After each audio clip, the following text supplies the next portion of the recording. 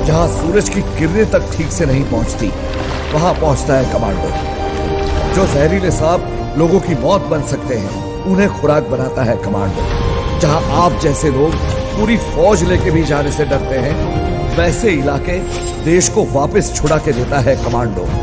1000 के बराबर नहीं, 10,000 के बराबर होता है कमांडो, क्योंकि 10,000 लोगों में से एक कमांडो बनता है, सिर्फ एक। दोस्तों, किसी भी देश की सेना उस देश की सुरक्षा के लिए महत्वपूर्ण मानी जाती है। यानी कोई भी देश अपनी सेना की ताकत के हिसाब से ही दुनिया में एक अलग रुतबा हासिल करता है, और इसके लिए सभी देश अपनी सेना के जवानों को एक आम आदमी से फौलाद बनाने के लिए कड़ी से कड़ी ट्रेनिंग देते हैं। दोस्तों, आज मैं आपको बताऊंगा ऐसी ही ट्रेनिंग के बारे में, जिसे देखने के बाद आपकी रूह कांप जाएगी।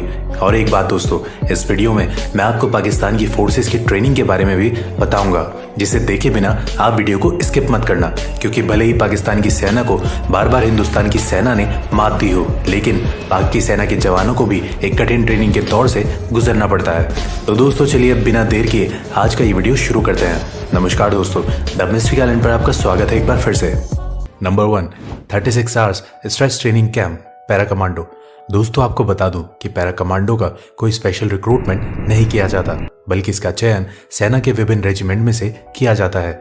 इसके बाद इन जवानों को आगे की परीक्षण के लिए पैरा कमांडो के ट्रेनिंग कैंप भेज दिया जाता है, जहां इन जवानों को 3 से 6 महीनों की बेसिक ट्रेनिंग के बाद लास्ट में 36 आवर का स्ट्रेस ट्रेनिंग करना होता है, जो बड़ा ही भयानक होता है। जो जवान इस 36 घंटे की ट्रेनिंग को सफलतापूर्वक पूरा कर लेते हैं, उन्हें ही सर पर पैरा कमांडो की पहचान मरून कैप पहनने का मौका मिलता है। 36 घंटे के स्ट्रेस फेज की शुरुआत रात के समय होती है। रात को जब ये जवान बस नींद के आगोश में जाने ही वाले होते हैं, तभी ट्रेनिंग टीम्स उन्हें लाइन में खड़ा होने का ऑर्डर देती है, जबकि इन लोगों को पिछले एक हफ्ते से 1 या 2 घंटे की नींद ही नसीब हुई होती है। इसमें जवानों को तब तक बार बार रूटीन एक्सरसाइज करना होता है जब तक इनमें से कोई एक हार ना मान ले। फिर इन जवानों को 30 किलो के बैटल लोड्स के साथ अगले 2 घंटों तक खड़ी पहाड़ी पर चढ़ाई करनी होती है। ये पैदल मार्च 10 किलोमीटर लंबी होती है, जिसे 2 घंटे में पूरा करना होता है। फिर इन्हें अपने दोस्त को अपने कंधे पर बिठाकर चलना होता है, जो सबसे जरूरी है, क्योंकि पैरा कमांडो का ये मानना है कि आप किसी भी परिस्थितियों में अपने साथी को दुश्मन के बीच नहीं छोड़ सकते। लेकिन दोस्तों, जिन लोगों को लगता है कि ये बड़ा ही भयानक है, तो मैं आपको बता दूं कि अभी आपको बहुत कुछ देखना बाकी है।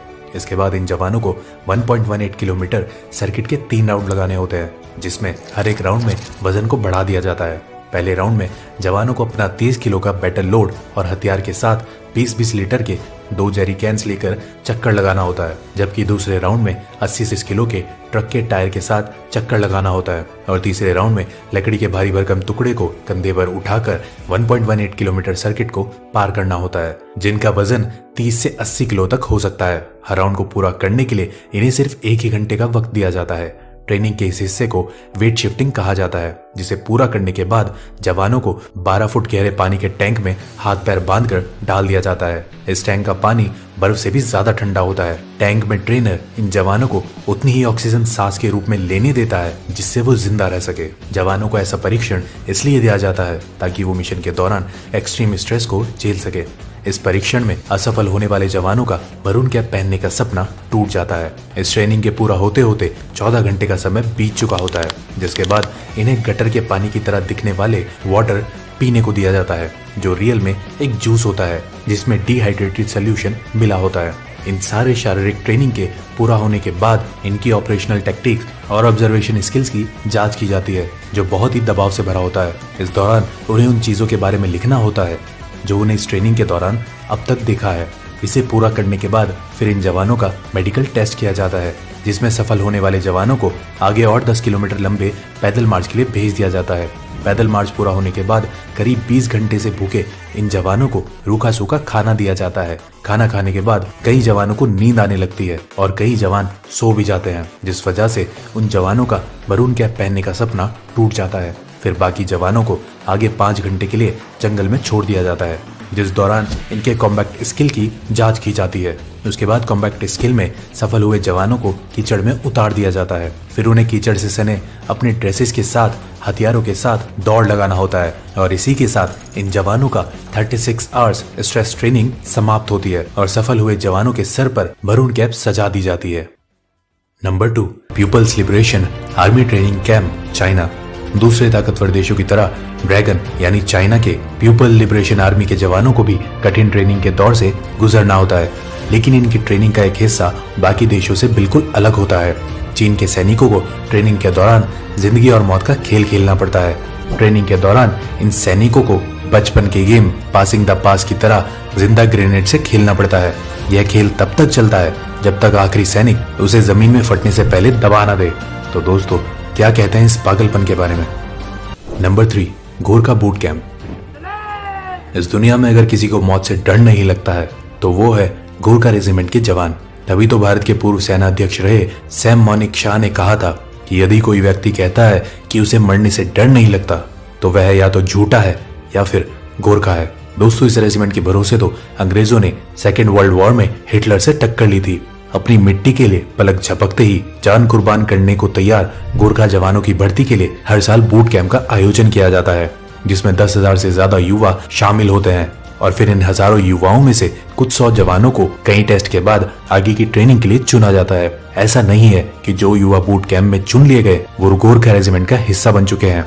बूट कैंप में चुने गए युवाओं को इसके बाद भी कई तरह के टेस्ट से होकर गुजरना होता है।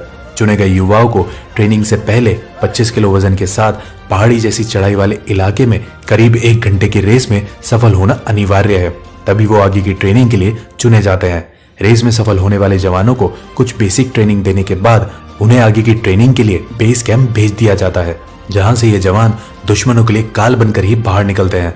गोरखाओं के बारे में कहा जाता है कि गोरखा जब एक बार अपना खूखड़ी निकालता है तो वह अपने दुश्मनों का खून बहाए बिना मैदान में नहीं जाता। और अंत में अगर आप सोच रहे हैं कि गोरखा आर्मी सिर्फ भारतीय आर्मी में ही है तो आप गलत हैं। नेपाल आर्मी और भारतीय आर्मी के गोरखा रेजिमेंट के अलावा ब्रिटेन आर्मी का गोरखा ब्रिगेड बहादुरी के लिए मशहूर है। अपनी बहादुरी से गोरखा पलटन ने हिंदुस्तान के लिए कई युद्ध जीते हैं। Number 4, Vietnam special forces training camp. Vietnam special forces People's Army of Vietnam के लिए काम करता है, जिसके जवानों की ट्रेनिंग की शुरुआत इन कांटेदार बारों पर नंगे पांव चलने से होती है। फिर इन जवानों को एक एक कर इन नुकीले बारों पर लिटा दिया जाता है, जिसके ऊपर से बाकी के जवान चलकर उसे पार करते हैं। इस तरह की ट्रेनिंग पूरी होने के बाद इन जवानों को शारीरिक रूप से मजबूत बनाया जाता है, जिसमें इन जवानों के हाथ, पैर, सर और कंधों पर पत्थर रखकर उसे हथौड़े से तोड़ा जाता है। इसके बाद इन जवानों को नुकीले कील पर नंगे पीठ के बल लिटा दिया जाता है। फिर उनकी चेस्ट पर एक बड़ा सा पत्थर रखकर उसे हथौड़े से तोड़ा जाता है।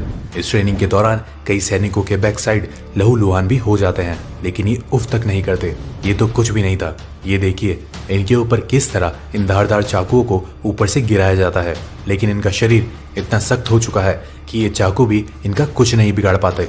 जबकि ये चाकू इतने तेज होते हैं कि किसी भी चीज का एक ही बार में 2 टुकड़े कर दे। फिर इन जवानों को ट्रेनिंग के दौरान नंगे पांव शीशों के टुकड़े पर भारी वजन के साथ चलाया जाता है। दोस्तों, अगर इतना कुछ देखकर आपके रोंगटे खड़े हो गए हैं तो मैं आपको बता दूं कि ये तो कुछ भी नहीं था, क्योंकि इसके बाद ही इन जवानों की असली ट्रेनिंग शुरू होती है। तो दिल थाम लीजिए और ये देखिए कि कैसे नंगी तलवार पर लिटाकर इन सैनिकों के चेस्ट के ऊपर एक बड़े से पत्थर को रखकर हथौड़े से तोड़ा जा रहा है। फिर ये देखिए किस तरह वियतनाम स्पेशल फोर्सेस के जवान गर्दन के बल एक लोहे की रॉड को क्षण भर में मोड़ देते हैं और फिर उसे कैसे अपने गर्दन से बाहर निकालते हैं। इन सारी ट्रेनिंग को पूरा करने के बाद इन जवानों का शरीर लोहे से भी सख्त हो जाता है। अगर आपको विश्वास नहीं हो रहा है तो ये वीडियो देखिए।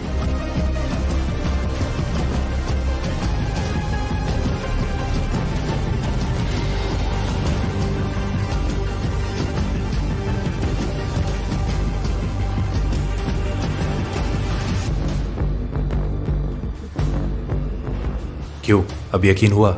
इसके अलावा वियतनाम स्पेशल फोर्सेस के जवानों को पानी के अंदर, माउंटेन हिल्स और जंगलों में लंबे समय तक सरवाइव करने के लिए कई तरह से प्रशिक्षित भी किया जाता है। फिर इन फौलादों को वियतनाम स्पेशल फोर्सेस में रिक्रूट कर लिया जाता है। Number 5, special service group SSG, Pakistan. वैसे तो पाकिस्तान युद्ध क्षेत्र में हर बार भारत के हाथों पिटता ही रहा है, लेकिन आज हम बात करने वाले हैं पाकिस्तान के स्पेशल सर्विसेज ग्रुप यानी SSG की, जो पाकिस्तान की स्पेशल फोर्स है। दुनिया के बाकी देशों की स्पेशल फोर्स की ट्रेनिंग की तरह ही SSG के जवानों को भी कठिन ट्रेनिंग करनी पड़ती है। ट्रेनिंग की शुरुआत 12 घंटों में 36 मील और 50 मिनट में 5 मील की दौड़ के साथ होती है। फिर इन्हें कई तरह के हथियारों को चलाने की ट्रेनिंग दी जाती है। जब एसएसजी के जवान हथियार चलाने में निपुण हो जाते हैं तो फिर इन्हें जंगलों, पहाड़ों और पानी के अंदर सरवाइव करने की ट्रेनिंग दी जाती है। इन ट्रेनिंग के दौरान इन जवानों को कई दिनों तक भूखा भी रखा जाता है। दोस्तों, अगर आप सोच रहे हैं कि गरीबी के कारण पाकिस्तान के इन जवानों को भूखा रखा जाता है, तो ऐसा नहीं है, बल्कि ये इनकी ट्रेनिंग का हिस्सा होता है ताकि जरूरत पड़ने पर ये भूखे पेट भी अपने दुश्मनों का सामना कर सके। तो दोस्तों, अब तो आप समझ ही गए होंगे कि क्यों देश की सुरक्षा में लगे जवानों का हौसला इतना बुलंद होता है। और अगर हमारी ये वीडियो पसंद आई हो तो ज्यादा से ज्यादा लाइक और शेयर करें। साथ ही अगर अभी तक आपने हमारे चैनल को सब्सक्राइब नहीं किया है तो उसे अभी सब्सक्राइब कर लें। आज की वीडियो में बस इतना ही। अब हमें इजाजत दीजिए। आपका बहुत बहुत शुक्रिया।